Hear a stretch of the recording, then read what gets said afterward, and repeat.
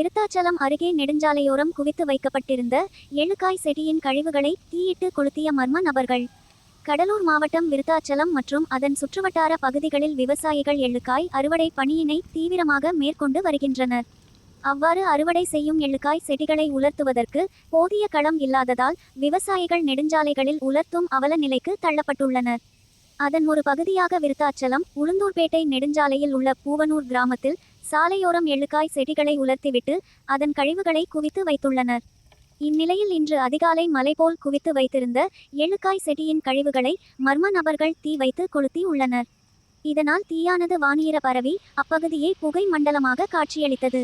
மேலும் அதிகளவு தீப்பற்றி எரிந்ததால் அவ்வழியாக வாகன ஓட்டிகள் செல்ல முடியாமல் அவதி அடைந்தனர். இதுகுறித்து மங்கலம்பேட்டை தீயணைப்பு துறையினருக்கு தகவல் அளிக்கப்பட்டதன் பேரில் நீண்ட நேரம் போராட்டத்திற்கு பின்பு தீயை கட்டுக்குள் கொண்டு வந்தனர். இச்சம்பவத்தால் அப்பகுதியில் பரபரப்பு ஏற்பட்டது.